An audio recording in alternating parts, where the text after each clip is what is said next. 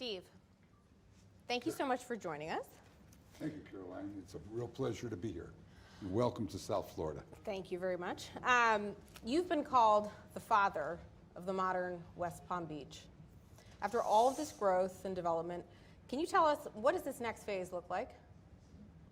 Well, I mean, the phase, Palm Beach has always been a place where people look at where your grandparents live, where the wealthy live, and the change that's occurring today is really a result of everything that's really happening in this country.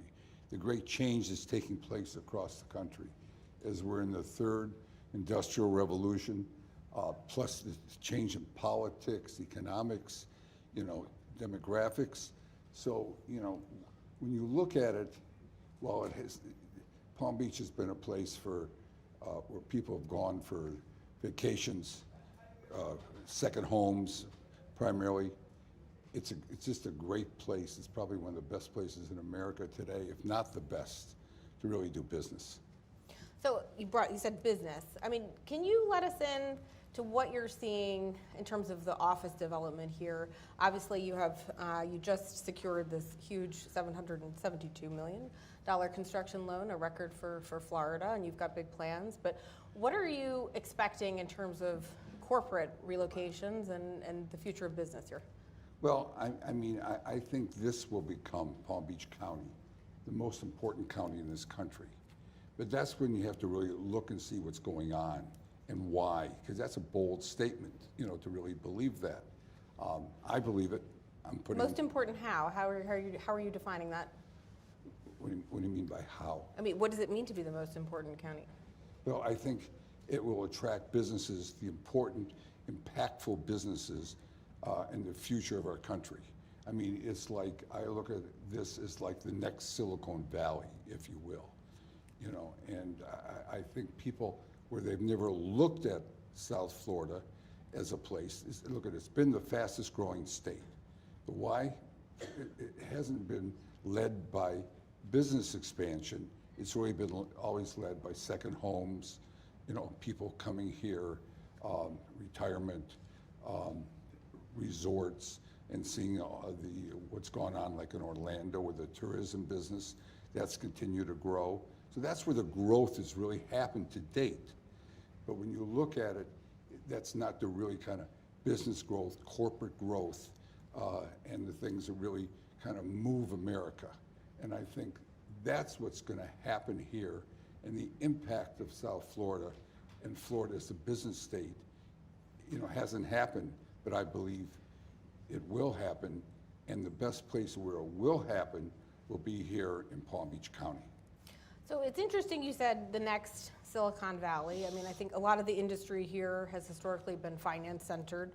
I mean, why do you see this becoming a tech hub? Obviously, you have the ServiceNow, big tenant happening, but what else do you see, and why does it make sense for it to be here? Well, I mean, it makes sense when you see what's going on in California. I mean, when you talk to the tech investors there, the venture capital firms, doing business in California there's so many restrictions. It is so difficult, and so much added cost. And corporations go where business, they can operate, they can make profits, and government has the least amount of interference. And today, looking in California, they're debating if there's going to be a billionaire's tax. Yes. I mean, that's frightened every person that's there, but it's just what California has become. And so I think you see the flight from California, a lot of it's gone so far to Austin, to Texas, Dallas, Denver, certainly Tennessee, and North Carolina. But Florida, when you look at Florida as a business state, it has so many advantages. So, and I think that, it's a lot like when you look at San Francisco and, how did Silicon Valley happen? I mean, it happened because of the financial resources in San Francisco and Stanford University. And it became, and you saw Silicon Valley with the government with the Defense Department really looking for that technology that really, kind of grew our country. And so, then you look and see where California is today, and people who are the venture capitalists and, kind of like want to get out of California because of the restrictions are there, the taxes, the cost of doing business there, the cost of living there. And so this is what's really opened up opportunities for other states, across the country. Yeah, and obviously we have seen Larry Page's big Miami purchase. I mean, and you've mentioned venture capital a couple of times. Is that an industry you're actively talking to about sort of coming here? Well, I mean, what has really grown are startups, that have grown into large companies. And that's really what dominates, the growth of, so you have to be in an environment that really encourages and has the ability for startups to grow, which means you got to attract young people. And that's what we have to do here in South Florida. Yep, and we're going to come back to education, which is obviously one way I think you're trying to do that. But on the topic of taxes, I mean, we've talked about California. What are you hearing from your friends in New York about the new mayor, and do you expect that to have any impact? I don't think, you haven't really seen the impact yet. If everybody's fears, come to light, it could be a lot like what San Francisco went through, with that type of government. And that lasted 4 years, but it did really great damage to San Francisco. I mean, now they're fighting their way through it, and you just don't turn around a city overnight when the kind of damage that's been done there, and how people feel about it. I mean, San Francisco is now back on its feet, doing well. I mean, the biggest reason is AI. It's the AI capital of the country today, which is what everybody is looking, to really see how they benefit from it and how they can, what it can do for growth in different parts. But I think that New York can't go through good times because the ideals that he stands for is not good for business. It's not good for really, we've never seen it work anywhere. And so why should it work in New York, with those type of ideas? So one of the things that when people talk about factors that might limit growth in South Florida is the infrastructure. Education has come up quite a bit in that conversation, from K to 12 and then also in terms of a workforce pipeline. You've gotten quite involved in trying to change this. Can you tell us, how you see the Vanderbilt campus changing things here? There was an announcement earlier this week that's moving forward, and what we might expect. Well, I mean, you've never seen a place really grow without a great university, and Vanderbilt being a top 10 university, especially in engineering and business. Dealing with AI today and innovation, that's so important for any city to have a great university. And the fact that we were able to get Vanderbilt, other cities, they're looking to grow, they see what's going on in the country, and they want to have a real impact as a university. They have a great chancellor of it. And so we were, I know Miami tried to get them, and they elected to come here to West Palm Beach, which says a lot. I think you had something to do with that, perhaps, but yeah. Well, I mean, we made it. They had their opportunities. We kind of worked with the city and the county in making that happen and attracting to them and trying to sell the idea. Gave a little money for it, but that didn't hurt. Yeah. But I mean, I think they saw the benefits of what's here in Palm Beach County and where there are the seeds for growth and opportunity. So you mentioned engineering, AI. Do you see them as sort of a key cog in how Palm Beach becomes a Silicon Valley, if you will? I mean, just in terms of supplying the tech talent that you would need for that to happen? Absolutely. I mean, because, the startups, I mean, you want to, that's why you talk about bringing the venture capitalists here. You want to create an environment where startups are here, businesses start up. Look how these companies have grown that started up in Silicon Valley, you know, or San Francisco. And that's why, you know, that is the capital. That there's more people involved in tech out there than probably any other place in the world. You know, I don't know what's going on in China, but I mean, it's in this part of the world anyway.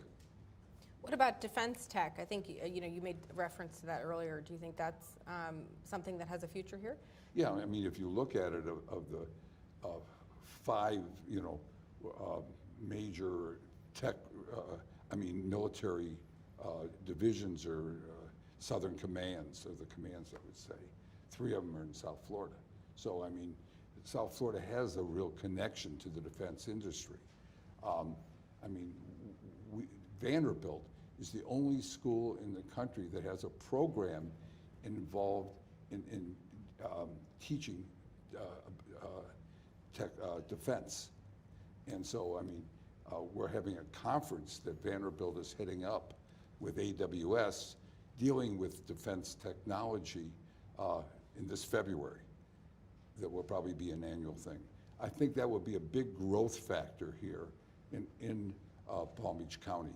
It's here already that most people don't know about with all the defense companies that are here, but that will only grow, I think, as people see the opportunities and where the defense industry is really going. Any tenants, potential tenants in this space you're talking to right now, or? Well, I mean, not that have really, you know, in our buildings, primarily I think they'll be different. They won't be necessarily downtown buildings. I think there'll be some of the headquarters will be there, and some of the startups, you know, maybe, but they need obviously cheaper space and more industrial type space. But I think that you're definitely going to see a lot of that. What about K through 12? I mean, you've also tried to start tackling that supply-demand problem. Tell us a bit about what's happening with your school in Wellington. Well, I mean, you know, you can't have companies want to expand in an area without having great education. And you know, since the decision is made by the CEOs, the C-suite, and when you talk to those type of people, they're saying, where are my kids going to go to school? So you got to make sure the decision makers have a place where their children, you know, can go to school. And going to school is really all about getting into great universities. So it has to be a very, you know, competitive, excellent, you know, educational school. We were fortunate to find in Wellington, we're starting a K through 12. It was an international school. They have, they were located in Southeast Asia, in Singapore. They have 14 schools. It's called Education in Motion. Here, I forget the name of it, but what is it? Windgrove, you know, and it's really very highly rated, and they're going to, you know, be going out to Wellington, and we're really working with them. We've, you know, kind of found them, and they're all on board. And then we have another excellent, highly prestigious K through 12 school that I cannot announce. Is that closer to here, or is that in West Palm, or what? It'll be in West Palm. Okay. We'll be able to announce that probably in the next 30, 60 Well, you could days. announce it here if you wanted to. I mean, I'm just saying, Well, you know. let's put it this way. Yeah. I cannot announce it here. I'm under an NDA, so therefore I will not announce it here. But I can just say, when you have 2 schools and people seeing, you know, the opportunities here, and you're seeing the growth, and you can just feel in the air the growth that's occurring here as the city is really developing. I mean, and it's developing because it has great political leadership, and it wants to grow, and it wants to be, you know, the kind of the model city for the future in this country. And I think anybody living here can feel it. It's a question how we communicate that to, you know, third parties and to the rest of the country. Can you talk a bit about the Cleveland Clinic and why that is also something that was so important to you, and how that will change things here? Well, you know, I mean, having a great hospital, or at least a very good hospital, we don't have that here. I mean, the joke about Palm Beach, living in West Palm Beach, if you get sick, where do you go? The answer was to the airport, So, I mean, we had to really, correct that. So we were able to get Cleveland Clinic. There were a number of other hospitals that wanted to come. I mean, we took the lead, found the site for them, and really kicked off their campaign.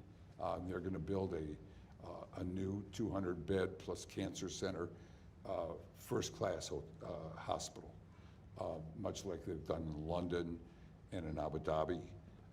And Cleveland Clinic is probably rated the first or second best hospital system in the country. So having, that type of brand, Vanderbilt, that type of brand, there's other, and bringing that and showing what they see in the opportunities and the benefits of being here in South Florida, I think is very, very important. So education, healthcare, I mean, these are both industries whose workforce might have trouble affording parts of Palm Beach. I mean, how do you see tackling that issue? Well, I started my career in building affordable housing, and we're still today probably one of the largest owners of affordable housing in the country. And you certainly, you have to really tackle that issue. It's really workforce housing here. And so, we have a number of sites. We understand it. We know they go hand in hand. And you can't have the kind of growth that, I'm talking about or thinking about without understanding you have to have the affordable housing to go with it. But when you really talk, and it is here. I mean, everything, the prices are rising everywhere. I mean, that's Yes, one of the it's biggest, obviously. that's going to be one of the biggest issues in the country going forward is finding affordable housing for people, But you can buy today for probably $350,000 starter homes, 20 minutes from West Palm Beach, from the center of West Palm Beach. So there is housing here.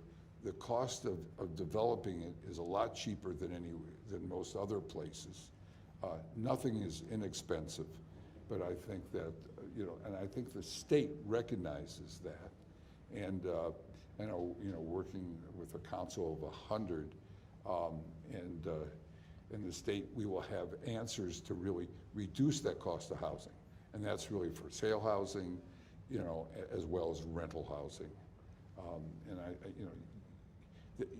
when we looked at this and seeing what, building office buildings and trying to sell the region, you have to have all these things covered, the education, the housing, and recreation, and putting it all together. And we've been working on this for about 3 years. I mean, since the pandemic, when I saw what the opportunities were, and we've concentrated on really solving the issues, the infrastructure issues, and so that when we do approach corporations, everybody's looking to say no. When you have a new idea and someone hasn't done it before, and they're looking to say, what's the well, we can't do that. You don't have this.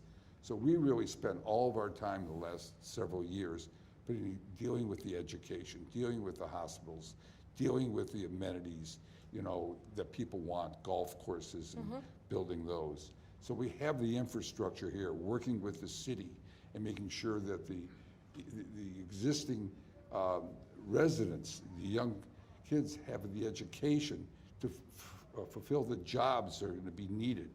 And so, so you have to look at it, at the whole of what you need to do it. And I think that's what we've done. But having done that is why we are so optimistic about what the future and why people will see the benefits here in Palm Beach County. Are you looking at doing more development in the workforce housing space? You need, they go hand in hand. Yeah. If that's not done, you're not going to attract companies. You've got to have everything, and you have to have the answers, and you got to show that these aren't ideas. This is reality, and it can be done and will be done. Switching gears slightly, you brought up entertainment, and I wanted to talk about that. I mean, you own the Dolphins. You're involved in F1, tennis. You've got a big college football game coming up, I do believe, next week. Concerts, and you've got more going on. I mean, what is your vision for South Florida as an entertainment hub? Well, I mean, I look when I bought the Miami Dolphins now, that was pre-pandemic. That was probably 15 years ago. And I looked at it, and I went to high school in Miami, so it's not like I'm a transplant. And I am not a New Yorker. I'm from the Midwest, so I kind of understand a lot more of what's going on here, and having grown up in Miami. And Miami is a great entertainment capital, as you well know. There's only 1 hour from here to where Hard Rock Stadium is. So it's very accessible throughout all of South Florida there. And so I looked at it when I bought the team, not only was it about winning, haven't done a good job of that, but it was also how you impacted the whole metropolitan area, which is South Florida. And so, we have done things. When I saw that the Miami Open tennis tournament on Key Biscayne was going to move because they couldn't grow in Key Biscayne, and they were either going to go to Orlando or Mexico, I kind of stepped in and said, hey, we could do it at our stadium. And people doubt, how are you going to do it at a football stadium? And we did a plan and everything, and we convinced the USTA that, hey, it can work here in Miami. And we put together an environment, a tennis environment, that was probably only second to the U.S. Open, in New York. And so, based on that success and keeping it there, when Formula One was looking for a race, they wanted to be in downtown Miami. Yep. And a street race. So and they asked us if we could, put it together for them. And so we did our homework. When there was no way you were going to be able to have a street race, they wanted to be on the water. And I said, we could do it at our stadium. We have this land. And they said, no thanks. And they came back 6 months later, and they said, what are your plans? How are you going to do that? Because they found no other place they could do a street race. So we showed them, and now that has been like an economic boom, an economic development boom for South Florida. All of it, I mean, it's over $100 million a year, in benefits to the region here. So, I mean. And you invested quite a lot in that, didn't you? Or? Well, all of it. Yeah. So the answer is yes. But it's here, we have a long-term contract with them. We've invested a lot of money in building the paddock area and other things that you need, amenities for it. And so, what I saw when I bought the team and the land around it, that we bought at the same time, that wasn't part of the team, I saw the idea of creating this entertainment center for South Florida. And because you have a responsibility when it's just not owning a football team, it's really brings the communities together. And I think that's so important. That's, part of the obligation. It's like a utility, and it's so important to the lifeblood of the cities. So, and it's worked out very well, for us, but it's really been great for South Florida, and making it that much more of an exciting place to live, and really attract tourists as well. When you look at your offerings, is there anything that's missing at the moment from sort of a sports or entertainment perspective? What's missing? Yeah. Winning. Winning, okay.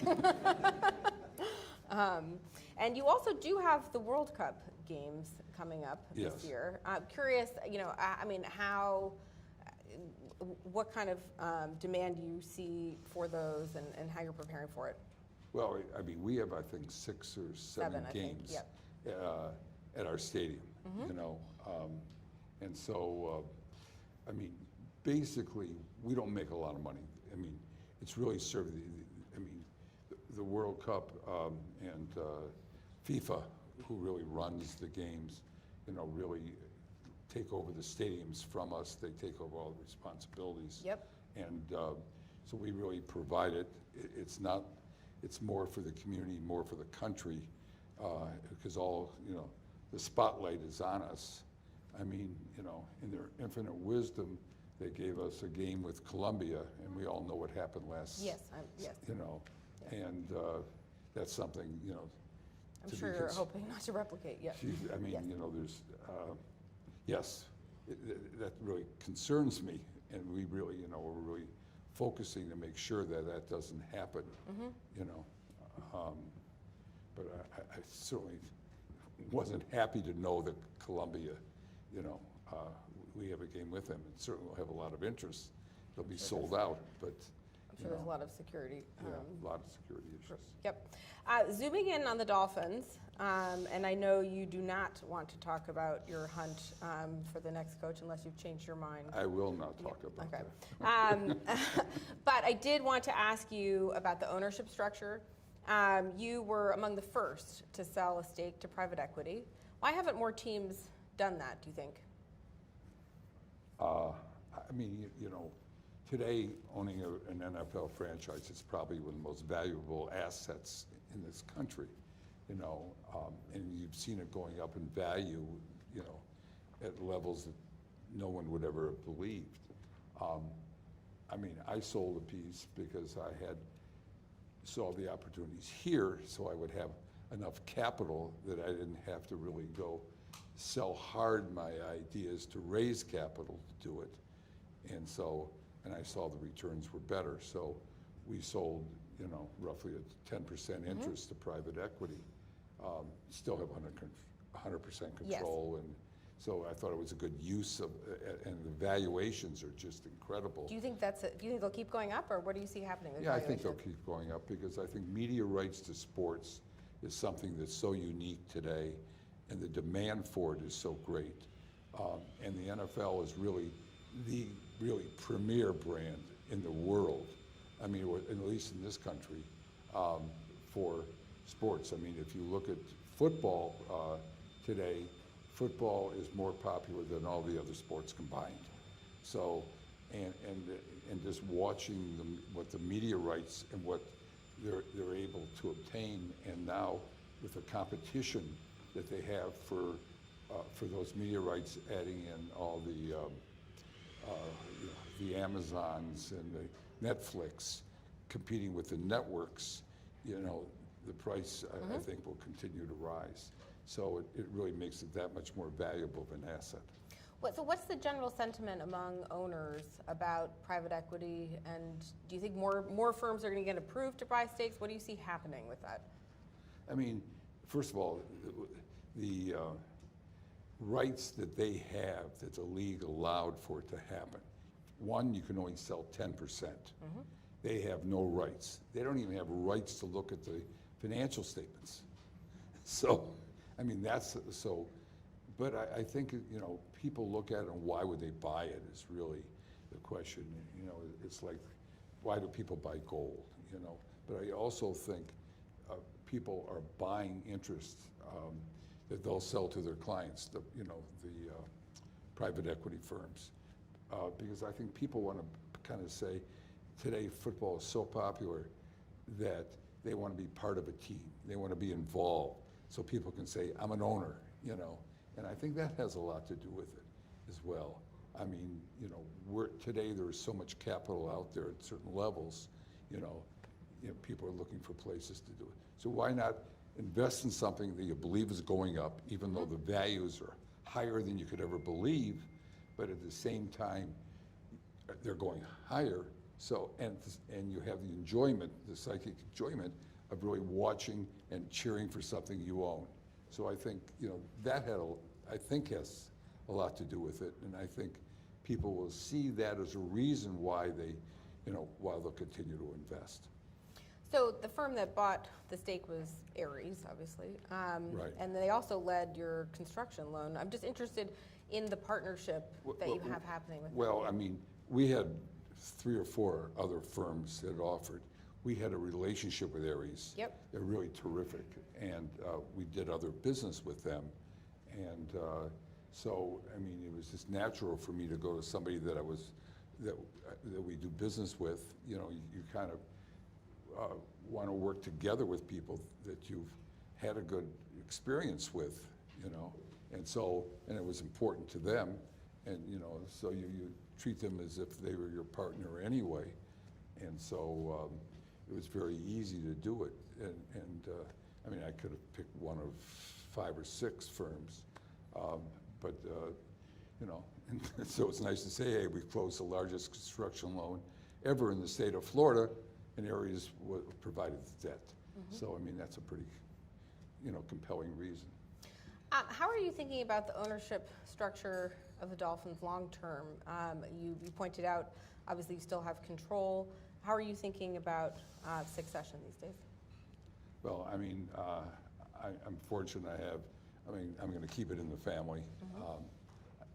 My son-in-law, who is, I think he's involved in sports. He had worked for me before he married my daughter, so he really he is terrific, and he will kind of run it, will stay in the family. I mean, I don't think there's a better asset, People say, I know what I've been offered. I mean, numbers you wouldn't believe, but you look at... What kind of numbers? I'd be curious.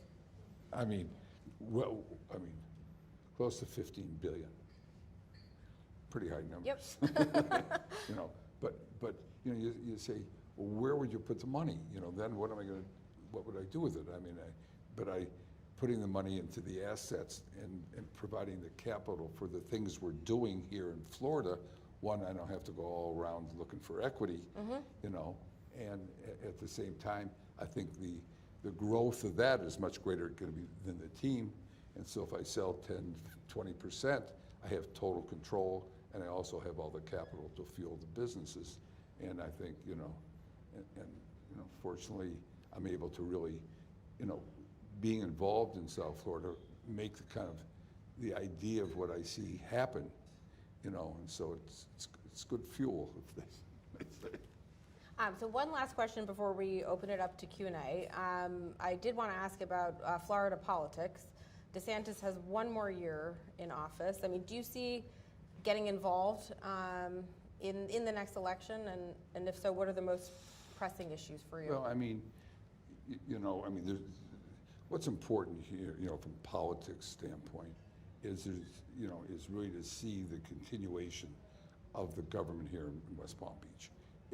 I mean, the leadership here is phenomenal, and working, and they're doing things for the right reasons, and working together with them, you're seeing what we're able to accomplish in making this city the best place, and really, and dealing with the whole, county, from that. But I've never really been actively involved in politics, and so, I mean, you want to have the best people leading the state, as possible in this country. But and the impact is really at the local level when you're in the real estate business. It's not at the national level. Great, thank you. Well, I'd like to open it up to our audience here. If there are any questions anyone would like to ask.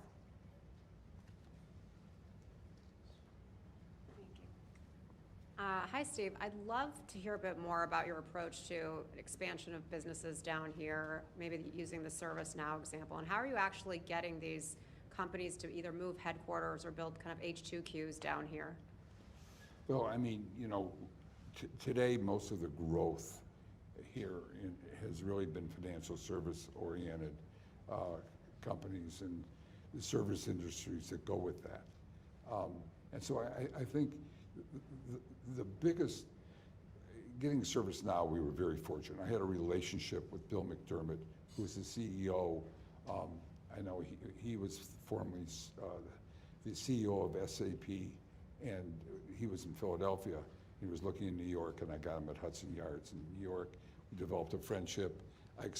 And he had, when he was at SAP, had a home in Palm Beach, which was very fortunate.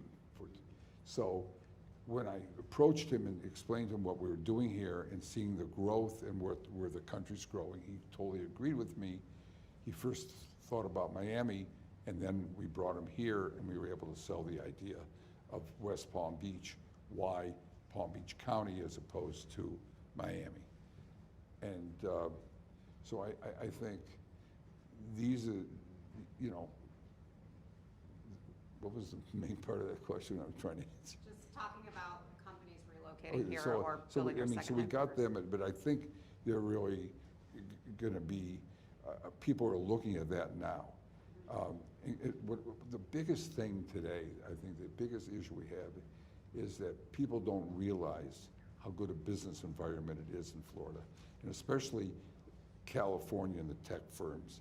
They have no familiarity with Florida at all. So selling the idea of how good, when they come here and they see all the benefits, especially after being in California or New York or, you know, Illinois, Massachusetts, you know, that's the hardest thing that we have to do, is to communicate that and let people know, you know, what it is, you know, at the C-suite level. And that's our challenge. Great, thank you. I think there was a question in the back there. Hi. When I look at cities across America, particularly where young people have really wanted to live historically, Los Angeles, San Francisco, New York, you know, most of those cities are in decline amongst that age group.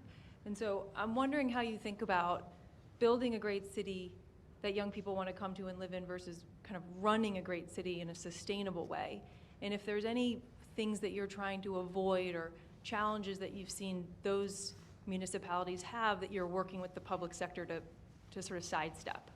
Well, I mean, I think you want to make a city really a place where young people want to be. I mean, recognizing, I mean, that's the biggest obstacle we have to overcome. You know, young people don't want to be with old people, but old people want to be with young people. So it's just a fact. I mean, you think about it. So what we have to do is to create that place. I mean, and knowing it, you know, people look at Palm Beach because of Palm Beach as, you know, a place for your grandparents. I mean, you know, you got to be, you know, realistic of what your obstacles are. So we're doing everything to really create West Palm Beach as a place where young people want to be. So it's dealing with restaurants, which is really the greatest form of entertainment.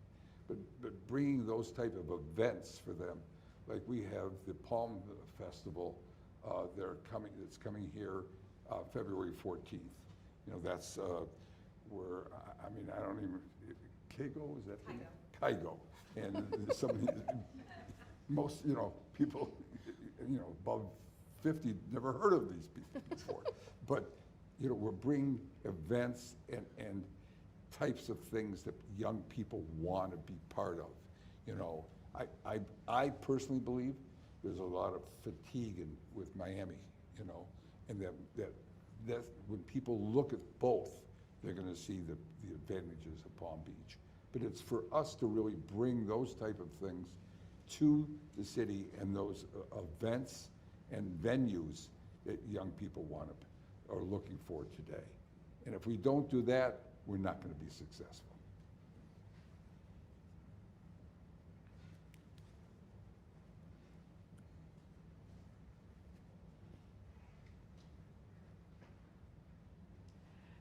So anyone who has been to Hard Rock Stadium has maybe had some issues with traffic, and I was wondering what some of your solutions are there. We've seen some headlines about flying cars.